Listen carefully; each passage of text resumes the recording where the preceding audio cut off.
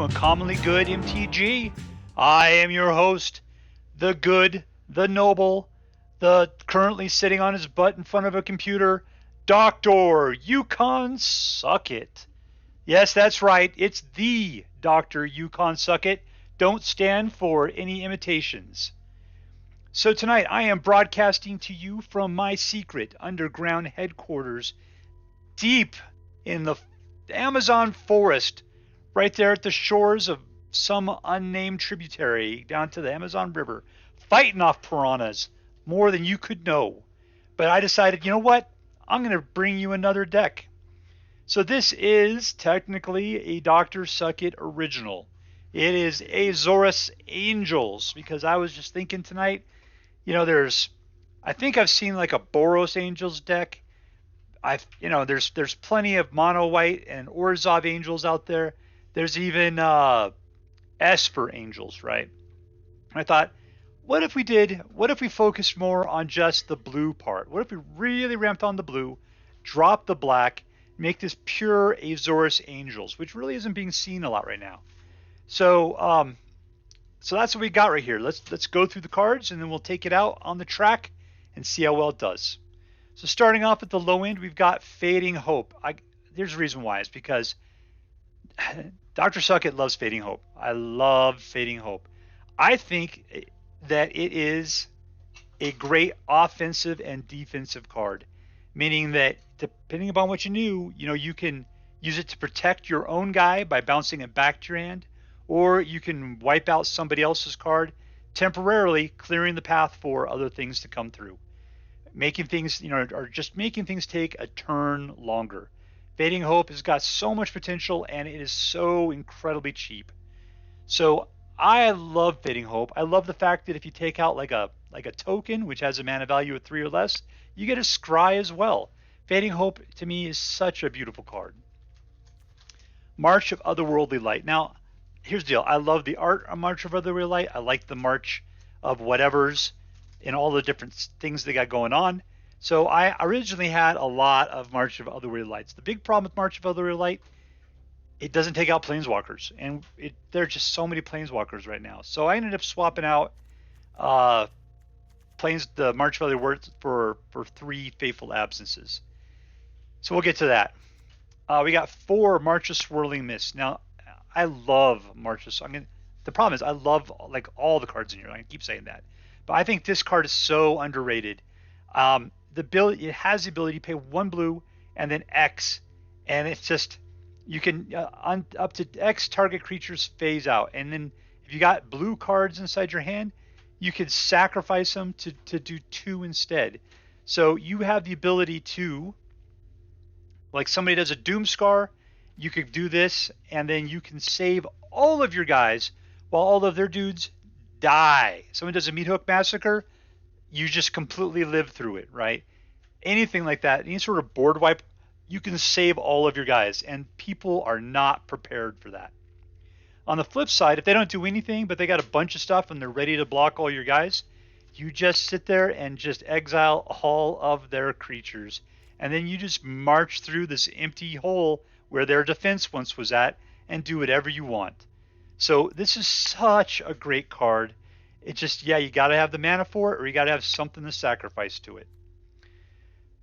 Fateful Absence. Now, Fateful Absence, it's okay. The thing about it is I hate giving them the clue, the investigate, right? You have to give them that clue token, which you have to pay to sacrifice it, and they get a draw card. And it's not that bad. It's better than giving them a treasure token or something like that. But for 2, you get to destroy any target creature or planeswalker. That is an insane price. I mean, that same kind of thing is going to cost you, 3 to do a murder just to take out a creature? It'd be 4 to do target creature or planeswalker in black. How white can do this for 2 somehow? I mean, even if you are giving them a clue card, that is just not enough. But on the other hand, I hate doing it. But you know what? From white's perspective, you kind of have to have this card. It is just so cheap and so good. Giada. When Giada came out in Streets of New Capenna, she immediately became a must-have in every Angel deck because she's cheap. She only costs 2. I mean, it's like you don't have to have a Youthful Valkyrie. The big difference is like Youthful Valkyrie gets +1/+1 when any other angel comes into play, but Giada will give any creature an additional +1 for each angel you already control. So she's the greedy taker, and she's the one that passes out all the love and gives it to everybody else. She's got flying and vigilance, and she can be used as mana for somebody else.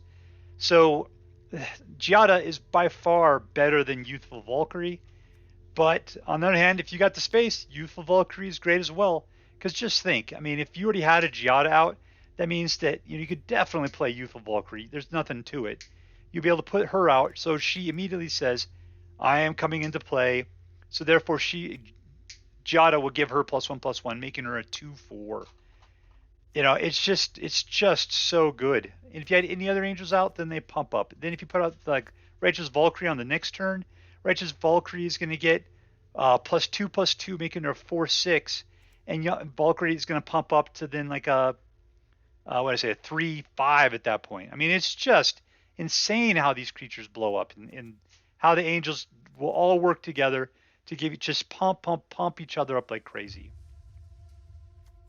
All right, so we've got Jwari Disruption. Now, the reason why I put Jwari Disruption, originally I had this deck together, and we had a deck that worked pretty well, right? It had some islands, and it had some swamp, or islands and plains. And then at that point, you're like, okay, great. Guess what else I can do? I can slow down the mana a tiny bit by putting in these dual, land/cards. At which point, I can still use them as a land if I want to. But in the case where I have enough land and I could really use a Jwari Disruption, I can use a Jwari Disruption. And it's that pinch hitter that might just win you the game. It's that extra little spice that helps keep things going. So, yeah, why not? Why not do it? As long as you're not going for speed, Jwari Disruption is a great card to have in. We got 4 negates. I personally hate counter spells, but somehow I can live with negates. And I think the reason why is because it just takes care of non-creature spells. I don't feel as bad about that for some reason. Like going after people's creatures, that just seems wrong. But negates, especially this, look at the art on this thing. It is so fantastic. Like I really hated it whenever the set, this was what, anyways, it was the set that came out. They started giving you these alternate art instead inside your decks, as though like you needed them or something like that. And that really pissed me off. But on the other hand, some of these cards are so beautiful looking, and this is one of them. So Dominic Mir, I tip my hat to you. That negate is gorgeous. Plus for 2, you can take out any non-creature spell, and it goes mwah, mwah, mwah, mwah, mwah, mwah, mwah, and that is such a good card. Righteous Valkyrie. So Righteous Valkyrie is a 2/4 for 3, which is great, and has flying. Fantastic. If you just told me that's all it had, it'd be worth it, right? Just right there. But it says here, whenever an angel or a cleric enters the battlefield under your control, you gain life equal to that creature's toughness. And angels all got big butts, so therefore you are going to get the only one that doesn't, and I think about it, is Legion Angel. This is the tightest butt angel out there, but still it's 3 whenever anyone pops in there. And as soon as you get to, this is standard, 27 life, then all your creatures get +2/+2. So they start to hulk out. And it is fantastic. You got this huge army of hulked out angels all coming in for the attack, flying. People just can't hold up to that. We got Linvala, Shield of the Seagate. Now we got blue, so let's get in our greatest, blue angel, which is Linvala. Now the biggest problem with Linvala is she's legendary. God, I wish she wasn't legendary. But other than that, she is so fantastic. So for 3, you get a 3/3 with flying, great. And then at the beginning of combat in your turn, if you have a full party, which you're not, I don't think we have all the rest of that stuff. We don't have any angel rogues or anything like that. So don't worry about that. But you can sacrifice Linvala and choose hexproof or indestructibles. All your creatures gain that ability till the end of turn. So guess what? Doomscar, all your dudes get indestructible. The only one that's going to totally screw you over is, Meathook Massacre. You can't hold up against that one. It's untargeted. They all take that negative. Indestructible doesn't keep you alive through there. And because it's untargeted, hexproof doesn't help you out either. But still, there's a lot of things out there that being hexproof or indestructible, all your dudes are going to live, and it's that kind of problem that's going to make that's going to let you win the game, because they just expect they're going to wipe out your force, and instead you're living through it. We got the Legion Angel. There's only one. Man, it's like I almost kind of want to put the second one in here just so we can get them going.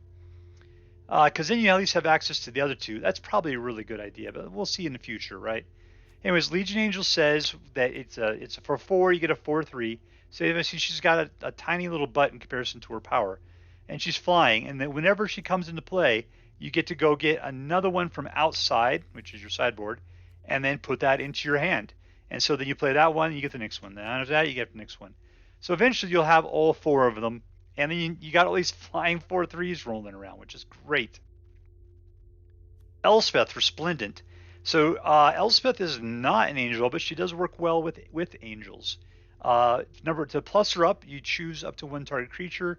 You put a +1 counter on it, and you also get to put another counter, which can either be flying or first strike, lifelink, or vigilance. Well, all your creatures are already have flying, so it's going to be first strike, lifelink, or vigilance. And every turn, you can just keep pumping it on the same creature or whatever. But all of those are good. All of those are great. Look at the top 7 cards of your library. You may put a permanent card with a mana value of 3 or less from amongst them into the battlefield with a shield counter on it. And you put the rest on the bottom of your library in order. Well, guess what 3 or less is? Like, all of them except for Legion Angel. Every creature you have is 3 or less.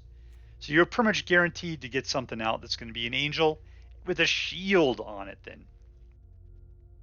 And then her -7, which really isn't too far away from her starting ability, is to create 5 3/3 white angel tokens. That's 15 points right there. So yeah, I'm not sure. I think I've seen it happen one time. I don't think I've ever done it myself. And it may not be worth it. It may not. I mean, you just have to play it by ear and see how things go. We got Emeria's Call. So it's a land. It's like, why not? We have to have lands in here. Let's make some of them into these things, which can become 4/4 white angel tokens, non-angel creatures you control, which you don't have any of, so who cares about the rest of it? But anyway, so for 7, you can get 2 4/4 white angel tokens with flying. So that way you got just a little bit more chance of getting more angels out there. Other than that, you can use it as an emergency fast land if you're willing to pay 3 life for it, or it's just white, slow white, whatever you got going on for you there. We got Eiganjo, which is the 4 damage to attacking or blocking creature. We've got Secluded Courtyard, which you pick a creature type. In this case, it's gonna be angel, and then you got add 1 mana of any color, but you can only use it to cast a creature of the chosen type or ability of the creature that you picked. So it'll let you play any angel you want to go on there. It's not going to help you play any of your blues, or whites, instants or sorceries, but it'll play all of your angels there. It'll be no problem. Other than that, we got a few duels, we got a few slows or fast lands, and that's the deck. So let's get it out and about and see how well it does. Subscribe. All right, we're playing against Smiley Joe. Hello, Smiley Joe. All right, we got 3 mana, a good amount of creatures. Let's keep it. Let's see what we can do.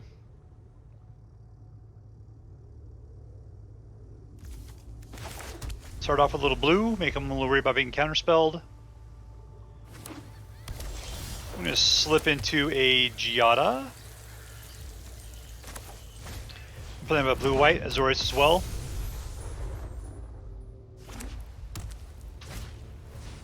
Giada to Giada. Alright, we're going to be mirroring each other. Let's start off with a little super jerk action.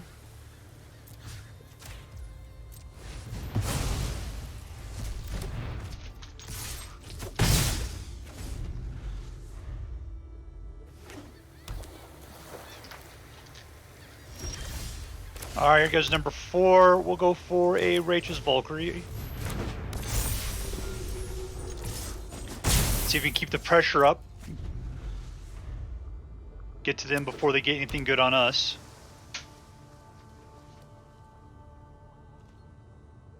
Maybe they're going to try to wipe the board here pretty soon. I just got to go for it still.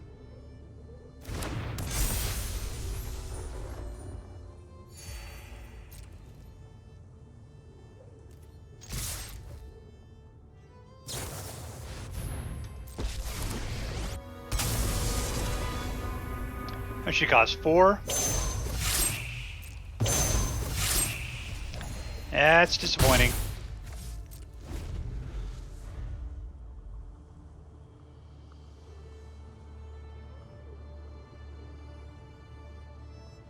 Of course, I can't go after Planeswalker with the March of Otherworldly Light.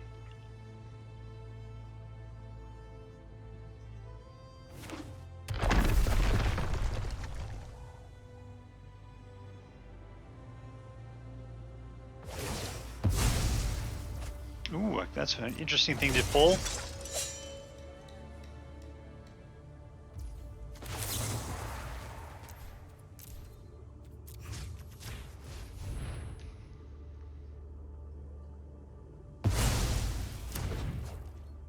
Thank you for converting yourself into something I can get rid of. Alright, here's the end of my abilities, since I cannot play another second Giada.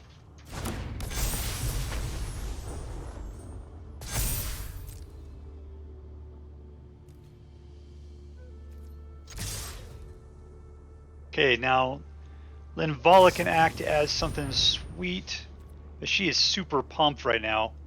Hopefully I'll go after Youthful Valkyrie, I guess, since Giada doesn't tap.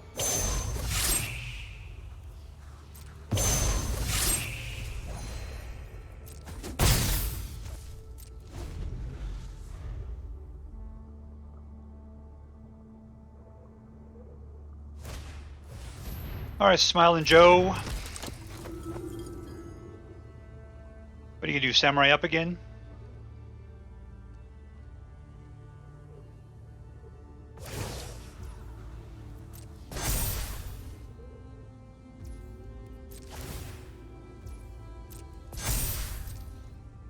Look, Luminarch Aspirant is on the ground. She is a insect to me.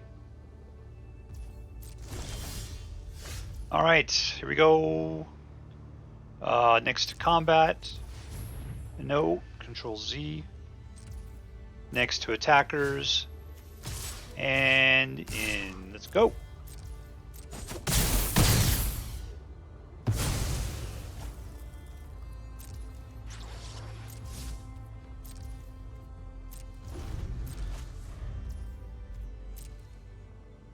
I did something weird. Hold for full control.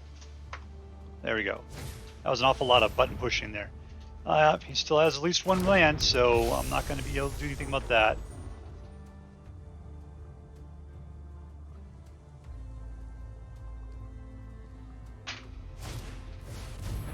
That I could do something about.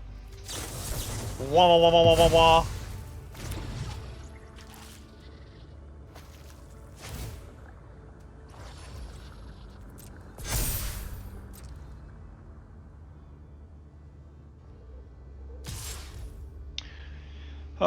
To pass.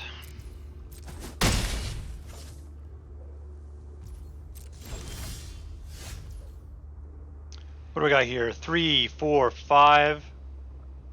I need 7 for Emeria's Call. I'll just hold off for a little bit here. Send in. Nope. Linvala.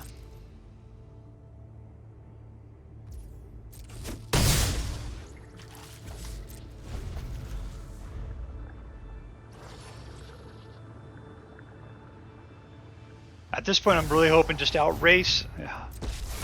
But I really need to get my hands on something I can actually do something with. So come on, Shuffler. See, that's not going to help me out. He's just going to fall back.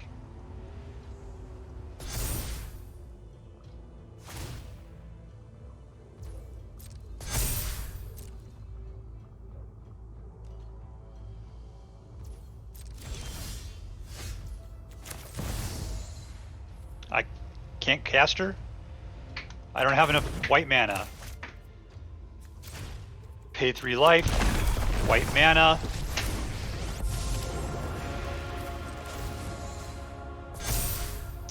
Let's give her first strike. There we go. That's looking good. Cancel. Next. Next. Alright, so he'll have to block Linvala to be able to survive.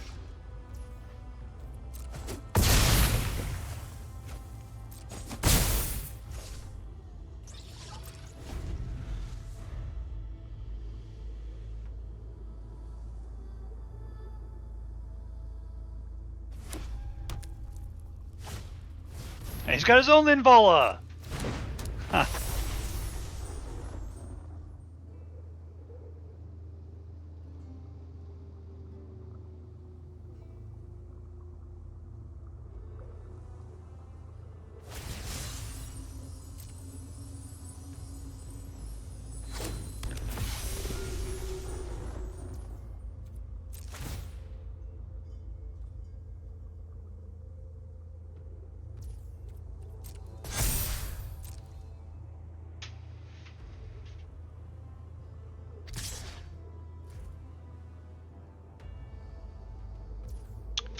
Don't care. Everything's cool.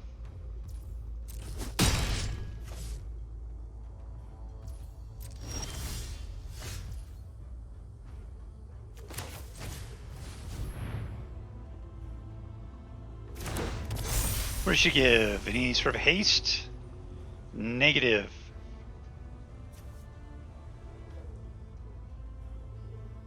Do I need to outrace her here?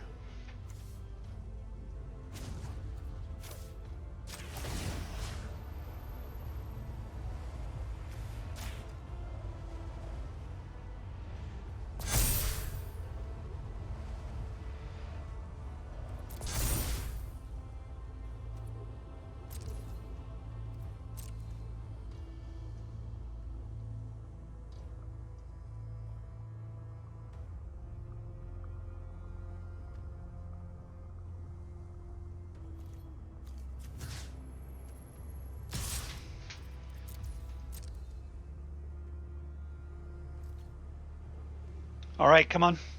I know you're gonna block with shield, girl.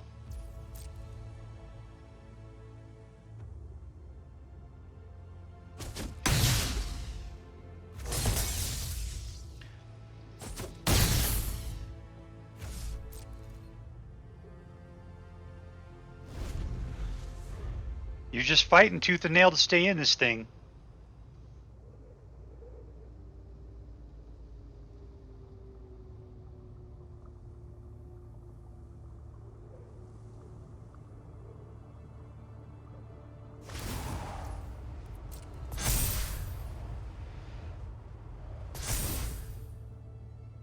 Yeah, of course you want life.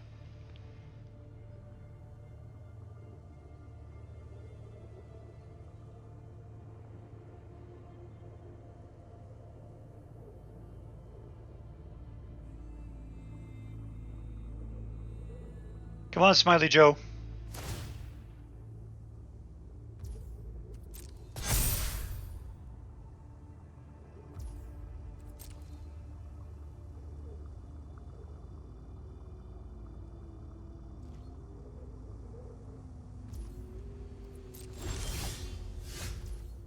All right, that is a great card for us at this point.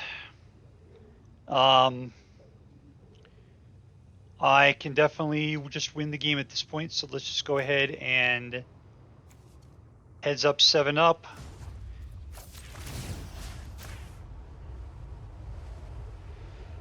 Let's give her first strike. We're gonna pop Righteous Valkyrie.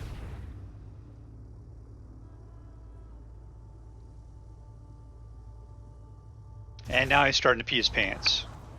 Yeah, it's always a good card. Next. All attack. And 3 attackers go. And we win! Woo! Victory! Victory! Victory! Subscribe. Now we're playing against Jim Brandy. I guess Let's see. So we got 3 mana, couple of 3-drop angels, and some control.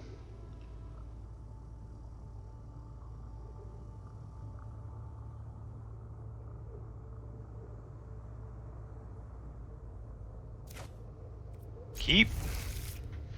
Nope. My fish and yours do not swim together.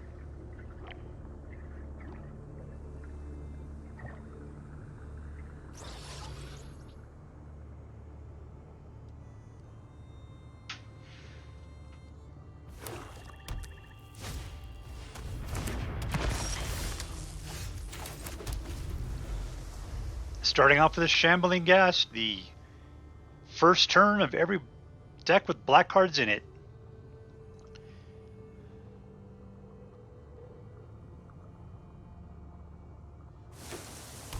And we're starting going into Dimir type of action. Another Shambling Ghast.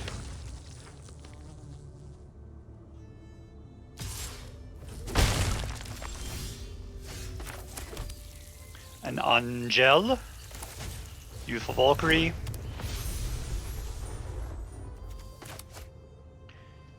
My expectation is that he will shoot it right out of the air. There it is, a neck snapper. Another Shambling Ghast.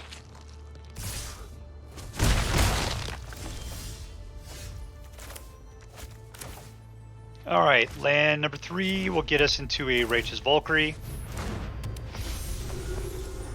Hopefully we can keep her in the air. We got Linvala. Because I can't sign a couple of them, it's just a single one. Because she is legendary. Or as we say, legend, say it with me, dairy.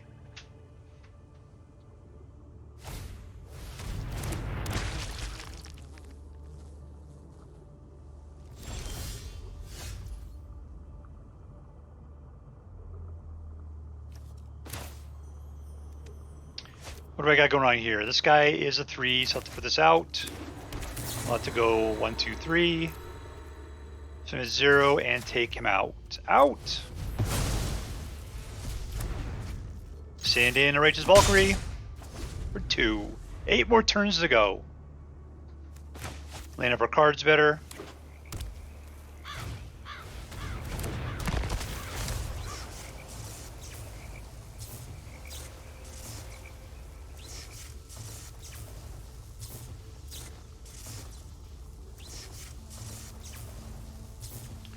So wait, look at that bigger. That's pretty cool looking.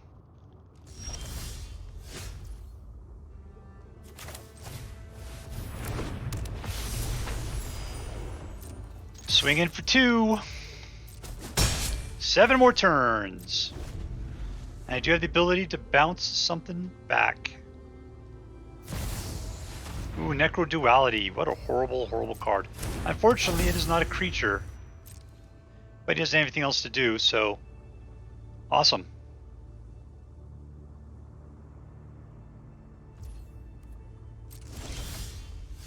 Nice. All in.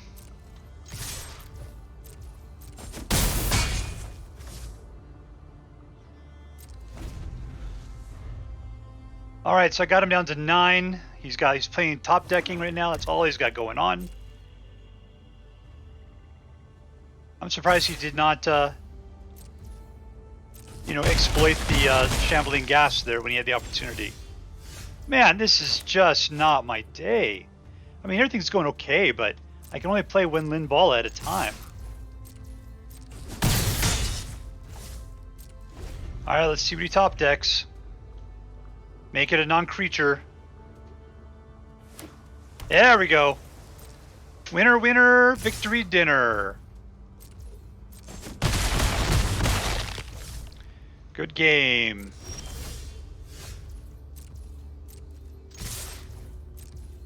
Perfect.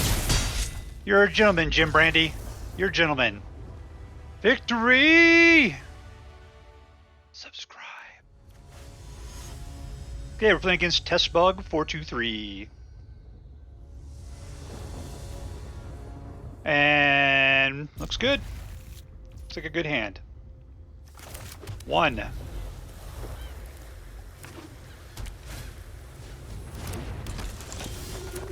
2. Let's start off with Giada. I mean, Giada or this Youthful Valkyrie, it's not going to matter because Youthful Valkyrie will get that +1 by Giada. Looks like we got a Doom Scar there we got to worry about, but the March of the Swirling Mist should totally help out with that. Here's our Valkyrie. Okay, we got no protection at the moment.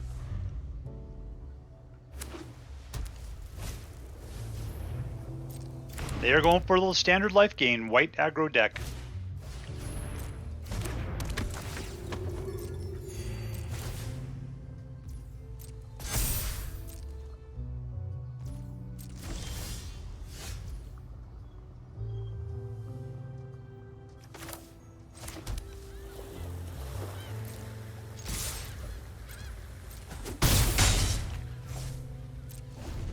All right.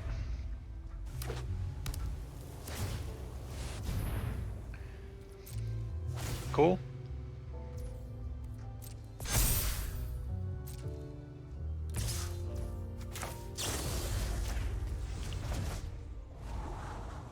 Sure. That sounds good.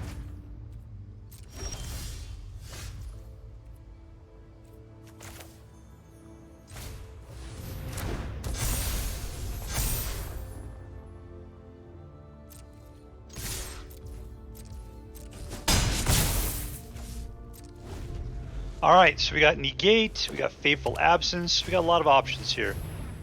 Negate sounds like a good one in this situation.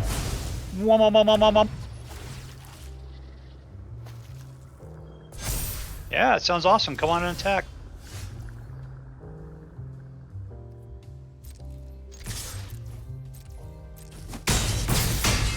Got him down to 3. Let's see what kind of stuff he tries to pull next. Okay.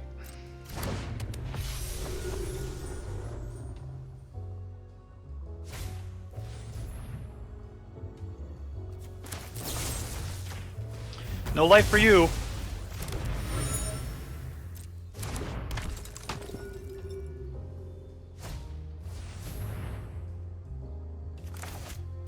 And he doesn't have any more mana, so nothing.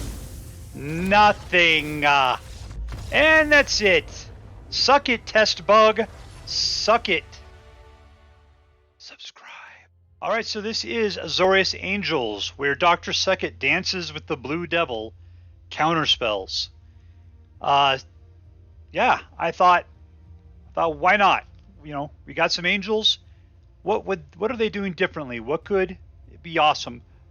And I thought phasing. I thought phasing was going to be awesome. That one of the big things that happens with angels is that someone tries to wipe them out and they're gone, right? So phasing would keep them all alive through a Doom Scar, anything like that.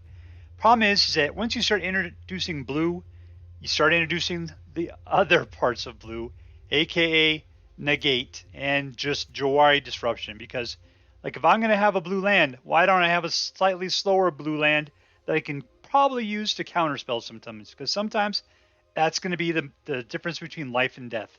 And that's kind of just what happened there. So, let's talk about how this deck really comes together.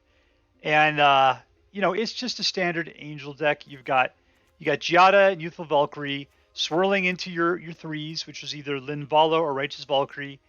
And then finally you got Legion Angels bringing up the top. There's not really any super angels going on in this thing. You could put some in here if you wanted to. But really, Legion Angel, just being able to drag out one after another. Angel. Especially if you can get Righteous Valkyrie to Hulk out, right? That always works fantastic. And I got to say, I'm a huge fan of Linvala and her ability to sacrifice herself to give all of your creatures hexproof or indestructible. That is so good. So good. Unfortunately, usually I don't have like a ton of angels out. Usually she's saving 1 or 2 other things. Still, you know, there's a lot of things I might appreciate more than her, but she is very nice as far as her ability to save your other guys.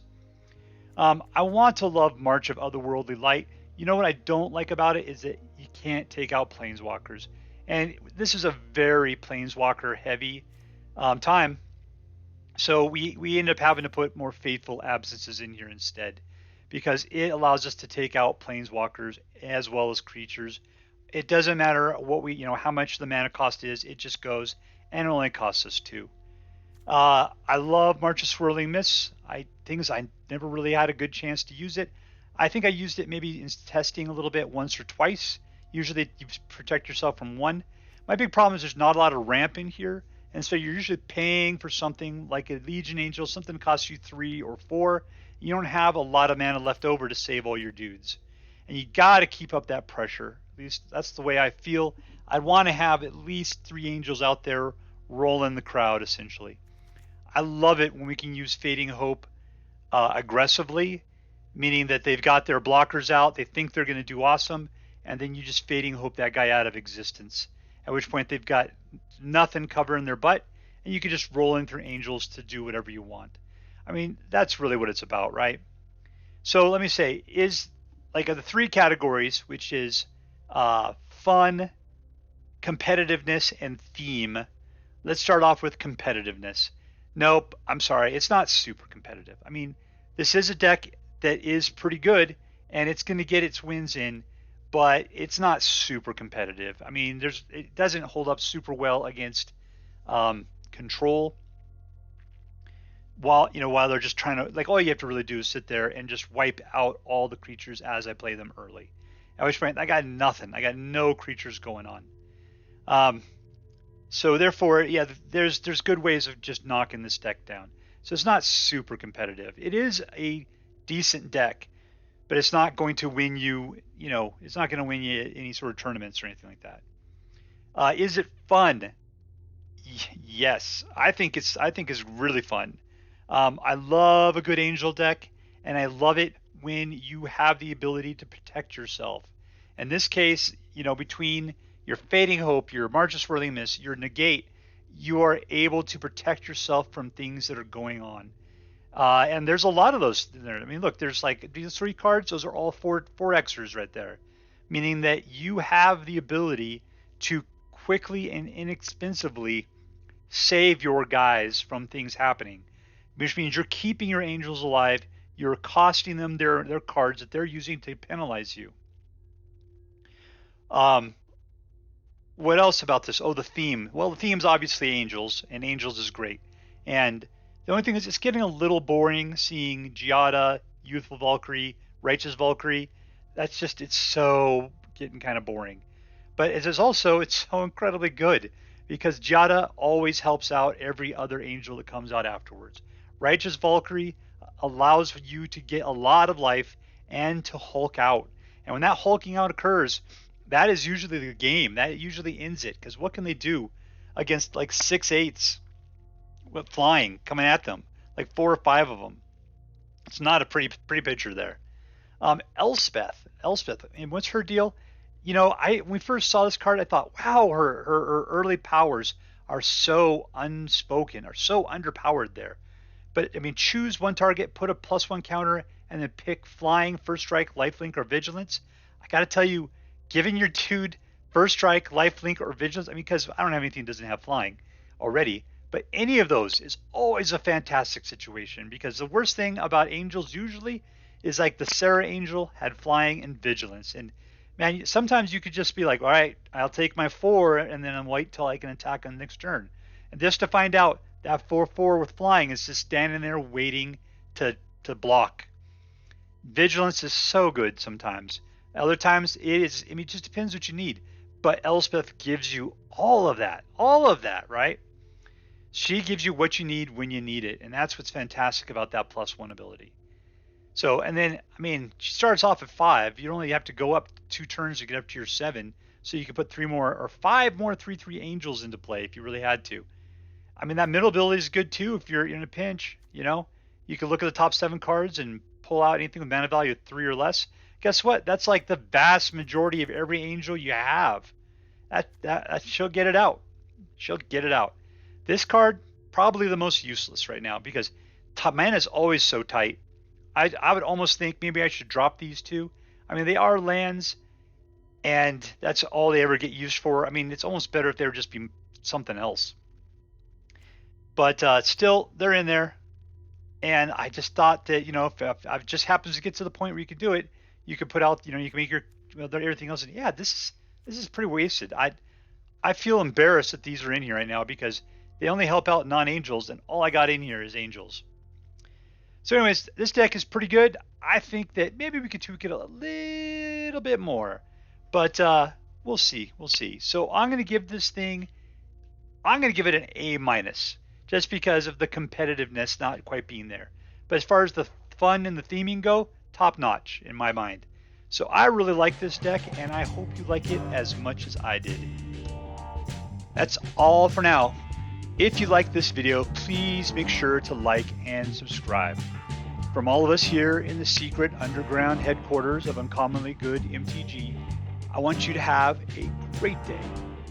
In the words of my people, word to your mother. Bye.